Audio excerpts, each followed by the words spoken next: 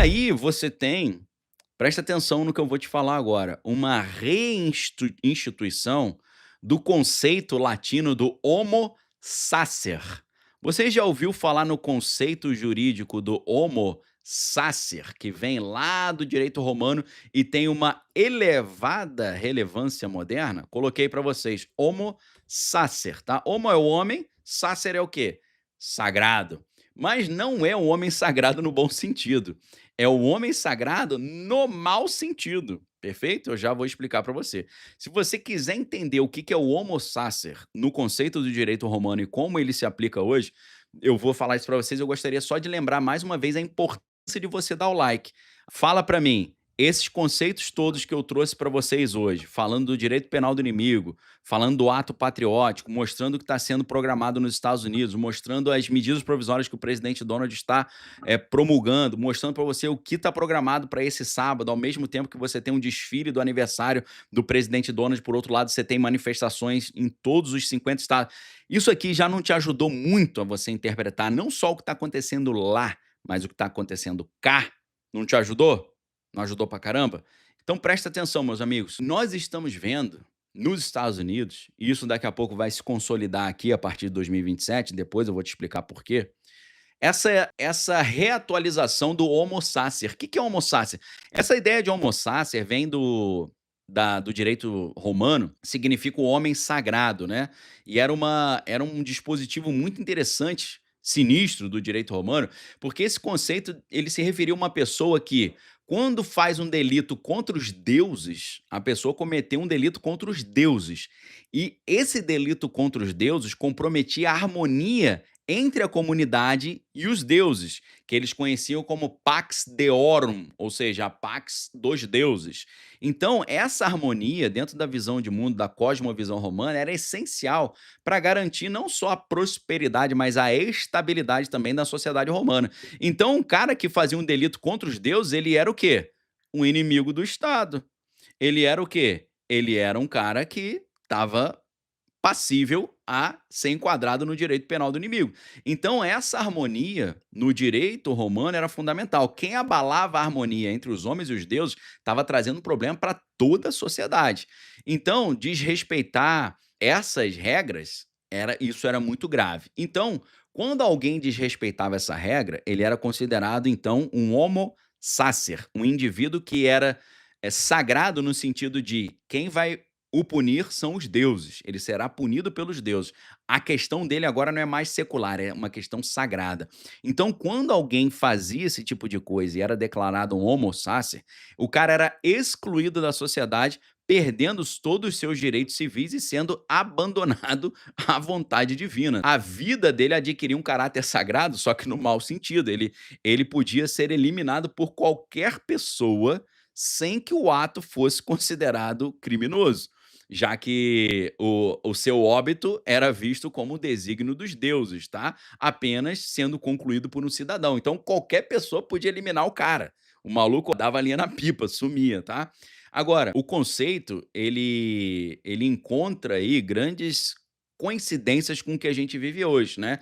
O Zygmunt Bauman, aquele famoso filósofo e sociólogo, além do Georg Agamben, também a Hannah Arendt, os Slavoj Zizek, esses caras resgatam esses termos aí para analisar a exclusão social em contextos modernos, tá? Quando você fala em direito penal do inimigo, você escolhe um grupo e fala, esse grupo aqui tem que ser excluído. É claro que o FBI estava tentando fazer isso com os católicos, tá? Então, é algo assim muito parecido com o que a gente está vendo ser montado agora com os Estados Unidos. O Zizek, né, o Slavoj Zizek, filósofo marxista, por isso a gente tem que ficar de olho, né, examinar todas as coisas, reter o que é bom, consumir com moderação. Ele associa essa figura do homo sacer aos grupos hoje que ficam debaixo dessa desse conceito e dessa ideia do direito penal do inimigo, tá? Então, a ideia de homo sacer não é só apenas uma categoria jurídica do mundo antigo, é um símbolo, né, do uso da lei de forma a retirar a pessoa do convívio social, tá? Então, isso reflete uma certa fragilidade na conceituação do direito hoje, principalmente em momentos de crise. Agora, preste muita atenção no que eu vou te falar agora, tá? Hoje eu preparei uma aula especial para você deixar de ser Kruger. Preste muita atenção. Sabe qual é o motivo do mundo estar essa loucura? Sabe qual é o motivo da gente ver tanta parcialidade e ninguém falar nada? Porque também ninguém está entendendo nada? E ninguém está conseguindo realizar o ciclo UDA, observar, se orientar, decidir, agir? Sabe qual é a resposta? Deixa eu dar uma resposta seríssima para vocês agora. O motivo pelo qual essas maluquices que aconteciam no direito romano estão acontecendo no mundo hoje, tá? Ato patriótico nos Estados Unidos, essas medidas provisórias aí colocando exército nas ruas nos Estados Unidos, essas maluquices todas só existem, sabe por quê? Porque as pessoas se tornaram ignorantes com a filosofia. É o desconhecimento da filosofia que traz a legitimidade desse caos, ok? Por quê? Sem filosofia, e a filosofia sendo substituída por um cientificismo barato, o cientificismo barato transforma o homem de um ser que tem direitos para um mero amontoado de células que pode ser desmembrado ou eliminado, assim como uma pedra ou uma árvore. Então, enquanto isso, o pensamento ele é dominado por um viés ideológico completamente parcial, tirânico e histérico. Se você tem uma conceituação da sociedade, do direito e do homem, ou seja, se você tem uma conceituação da sociedade, é o quê? É uma filosofia política? É uma filosofia moral? Se você não tem uma filosofia moral, se você não tem uma filosofia política, se você não tem uma filosofia da antropologia, ou seja, uma antropologia filosófica, se você não tem a filosofia organizando o que é a sociedade, o que é o direito, o que é o certo, o que é o errado, o que é a ciência, o que é o homem, você tem um caos completo, você tem um cientificismo barato que transforma a defesa dos direitos em algo completamente ideológico, parcial, tirânico e histérico, ok? Se você tem um direito sem a filosofia, você só tem uma defesa dos seus amigos. Ou seja, sem a filosofia não tem direito, você tem apenas favorecimento, parcialidade e corporativismo. Beleza? Então, não é só o direito que depende da filosofia. A própria ciência depende da filosofia. E essa aqui é a parte mais importante da aula, ok? Preste muita atenção. Hoje eu estou voltando a trazer conceitos filosóficos para vocês aqui no nosso canal que eu acho vital e fundamental. Então prestem muita atenção a partir desse momento dessa aula. Olha o que eu vou te falar agora. Na verdade, não é só o direito que depende da filosofia. Até mesmo a ciência depende de uma série de pressupostos filosóficos. É por essa falta de base filosófica que a ciência também está um lixo hoje, tá? Preste atenção na seguinte reflexão. A ciência, enquanto um esforço para tentar compreender o mundo, ela está completamente dependente de pressupostos da filosofia que raramente hoje são valorizados ou entendidos, mas que sustentam não só a prática da filosofia, mas a validade da ciência. A prática da ciência e a validade da ciência estão calcadas em fundamentações filosóficas. Se você não tem base filosófica, o direito é uma palhaçada. O direito é um favorecimento dos meus amigos. Se a ciência não tem base filosófica, a ciência se transforma numa ditadura da verdade que eu escolho, ok? Então, esses pressupostos da filosofia que derivam de tradições antigas e debates muito antigos sobre a metafísica, sobre a teoria do conhecimento, que é a epistemologia, sobre a própria lógica, que são as regras do bem pensar, isso tudo molda o que a gente considera hoje como conhecimento científico, tá? Então, os pressupostos da filosofia que permitem a existência do método científico, quais pressupostos, Daniel? Me diz aí, Daniel, o que que na filosofia é a base da ciência? A ideia de regularidade da natureza, a ideia de objetividade do conhecimento, a ideia de validade do raciocínio lógico e a ideia de validade do raciocínio empírico. E esses conceitos todos filosóficos, eles não apenas orientam a ciência, mas eles sustentam a ciência e geram uma série de reflexões. Por exemplo, vou dar só uma palhinha para vocês hoje aqui. Regularidade da natureza. A ciência, ela pressupõe que a natureza funciona de maneira consistente, seguindo padrões ou leis que são estáveis no espaço e no tempo.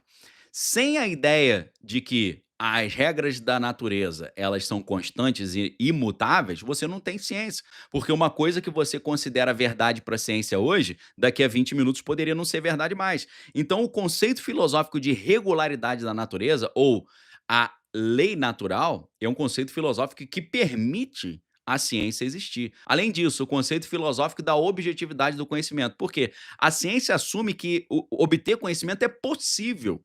E esse conhecimento vai refletir a realidade independente da subjetividade de cada observador. Existem linhas filosóficas para as quais o conhecimento objetivo, a verdade, o acesso à verdade é impossível. Os sofistas, como Górgias e Protágoras, eles partiam de um princípio que era o seguinte: a verdade não existe. Se existisse, não poderia ser encontrada. Se fosse encontrada, não poderia ser compreendida. E ainda que fosse compreendida, não poderia ser comunicada. Esse é o ceticismo total dos sofistas da Grécia Antiga. O que significa isso? Significa que sem você vencer o ceticismo, você não consegue ter ciência. E para você vencer o ceticismo, você tem que entrar numa empreitada completamente filosófica. Beleza? Então, a ciência, ao assumir que é possível obter conhecimento que reflete a realidade, independente da opinião de cada um, isso é uma base filosófica da ciência. Além disso, a validade do raciocínio lógico. A ciência depende da lógica. A lógica não é ciência, a lógica é filosofia. Então, a ciência depende da lógica como ferramenta para estruturar os seus argumentos e testar as suas hipóteses e derivar as suas conclusões. Além disso, a ciência depende da filosofia para a validade do raciocínio empírico. Ou seja, a ciência pressupõe que os sentidos humanos, visão, olfato, paladar, tato e audição, eles são instrumentos confiáveis para eu conhecer o mundo. Isso é uma discussão epistemológica da teoria da filosofia, da teoria do conhecimento ou da filosofia da ciência. Para ter ciência, é preciso primeiro que haja uma filosofia da ciência.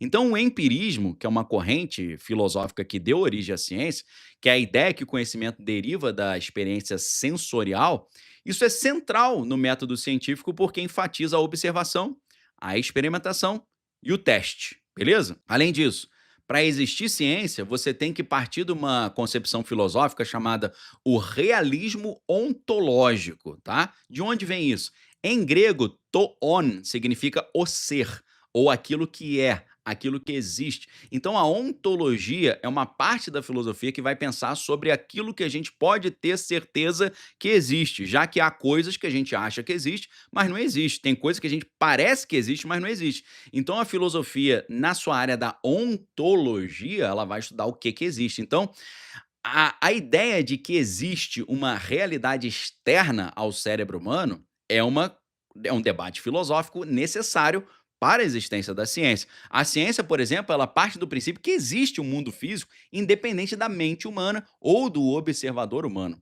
E esse pressuposto, ele contrasta com o solipsismo. O que é o solipsismo? A ideia de que só a minha mente existe e o que está fora de mim não existe. Essa é uma concepção filosófica que também recebe o nome de idealismo radical.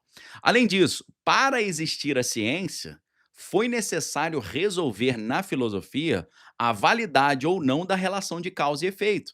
Porque a ciência ela pressupõe que os eventos eles têm uma causa e que essas relações entre as causas e os efeitos podem ser estudadas e podem ser descobertas. Então a ideia de que uma causa A, a ideia de que um fato A causa o fato B, isso é fundamental para o experimento científico. E isso é uma solução que houve um grande debate na ciência para resolver isso, tá? Além disso, o princípio da navalha de Ockham também, ou o princípio da simplicidade. A ciência, frequentemente, ela prefere explicações mais simples, com menos suposições, quando várias teorias estão ali explicando os mesmos dados. Então, esse princípio, que é um princípio não só metodológico, mas é um princípio estético também, não é uma lei, mas é uma preferência filosófica que está na ciência. Além disso, a ciência, para ela existir, ela não pode apenas crer que o conhecimento é possível. E isso é uma solução filosófica e epistemológica. A ciência, para existir, ela tem que crer que o conhecimento é possível e que o conhecimento pode ser acumulado, que o conhecimento ele é progressivo, ou seja, a ciência só existe por causa de uma concepção filosófica chamada epistemologia progressiva, porque a ciência ela assume que o conhecimento ele pode ser encontrado, compreendido, compartilhado, acumulado e refinado ao longo do tempo. se aproximando cada vez mais da verdade. Essa visão, que é uma visão otimista, a gente poderia dizer até uma visão positivista, essa visão sustenta a ideia de que novas teorias da ciência geralmente são melhores do que teorias antigas, tá? Além disso, a própria confiabilidade na comunicação humana, ou a confiabilidade na comunicação intersubjetiva, ou seja, entre os sujeitos, tá? Então, a ciência ela depende da comunicação entre os cientistas, assumindo que os conceitos e observações e resultados podem ser compartilhados de forma compreensível e de forma verificável, tá? Isso pressupõe uma linguagem comum e a capacidade de transcrever as visões individuais, ou seja, existe uma para existir ciência, você tem que solucionar o problema da comunicação também. Porque o conceito que eu tenho de dor é diferente do conceito que você tem.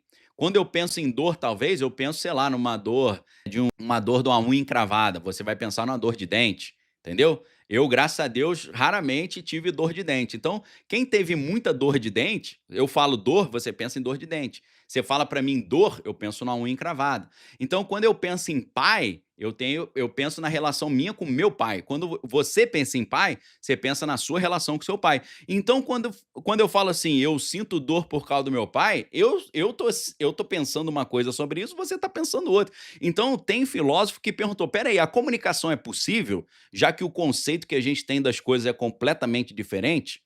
Então, a filosofia teve que resolver isso. Tem filósofos que já disseram que a comunicação é impossível, como Jacques Derrida chegou a falar isso num debate com Karl Otto Appel. Ele falou, cara, para mim a comunicação é impossível. Aí o outro filósofo falou, concorda. Ele falou, pô, então me expressei mal. Eu acabei de falar que a comunicação é impossível, você está falando concordo, pô? E aí todo mundo começou a rir no meio do debate, né? Então, isso pressupõe, a ciência, ela pressupõe disso. A ciência pressupõe até a racionalidade humana. Ou seja, a ciência ela parte do princípio que os seres humanos são capazes de raciocinar corretamente, identificar corretamente erros e corrigir os seus pensamentos e crenças com base nas evidências. Então, a confiança na racionalidade é essencial para o método científico, ok? Então, meus amigos, eu dei uma aula aqui para vocês da importância da filosofia para a ciência, mas eu quero voltar para você na importância da filosofia para o direito. Porque senão você vai começar a achar normal um cara, por estar suspeito de estar fazendo alguma coisa, já ser punido antes do fato acontecer e perder todos os seus direitos, como está acontecendo nos Estados Unidos com o ato patriótico. O ato patriótico nos Estados Unidos, ele fez isso. Ele muda uma conceituação jurídica dizendo que certas pessoas não merecem ter garantias e essas pessoas merecem ser punidas antes delas realizarem o delito. Isso é uma grande conceituação filosófica sobre o direito. A maioria dos americanos não entendeu isso e aceitou essa mudança de mão beijada, tá? Então, o direito, presta atenção, tem muito advogado no Brasil.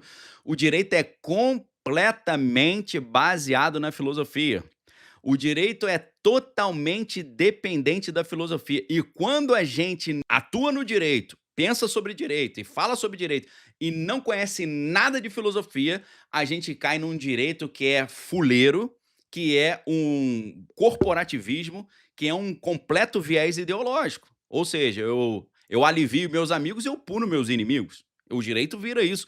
Quando você não tem a filosofia associada ao direito, tá certo? Então, o direito é completamente baseado e dependente da filosofia para as suas fundações, para os seus conceitos, para a sua finalidade, porque todas essas ideias do direito derivam de reflexões filosóficas sobre a sociedade, sobre a justiça, sobre o certo e errado, sobre a função de uma punição e sobre a própria natureza humana. Se você não tem uma discussão profunda sobre o que é o certo e errado, o que é a sociedade e o que é o próprio homem, você não tem direito, tá? Então, quando você não tem uma filosofia política, você não tem direito. Quando você não tem uma filosofia moral, você não tem direito. Quando você não tem uma antropologia filosófica, que é o estudo da filosofia com base no que é o homem, você não tem direito. Quando a filosofia sai do direito, vira essa bagunça aí, dos caras fazerem ato patriótico e ninguém falar nada, tá? Então deixa eu te mostrar rapidão por que o direito depende da filosofia. A própria origem do conceito de justiça. Porque o direito ele busca regular a relação humana para promover uma convivência em ordem, uma convivência ordenada. Mas a definição do que é justo ou correto vem de onde? Você consegue fazer um experimento científico para decidir o que que é justo ou correto? Claro que não. Você só consegue decidir o que que é justo ou correto, certo ou errado, num debate filosófico. Quem define o que é certo e errado não é a ciência, é a razão, é a filosofia. Platão já falava sobre isso, Sócrates, Aristóteles, o Immanuel Kant, eles exploravam essas ideias de justiça e influenciaram as teorias jurídicas, ou seja, sem filosofia não tem direito. Agora, a filosofia é a base da própria teoria do direito, porque as grandes escolas jurídicas, a gente tem o justnaturalismo, positivismo jurídico, realismo jurídico, tudo isso vem do direito, tá? Os conceitos fundamentais do direito, como liberdade, igualdade, dignidade, responsabilidade, são todos conceitos filosóficos. Agora, resolução dos conflitos. Como é que funciona o direito, né? Você pensa assim, no direito, você tem uma disputa entre 2 pessoas, né? Se pensar direito civil, você tem ali uma lide. O que que é a lide? Você tem a lide, você tem uma briga entre os 2.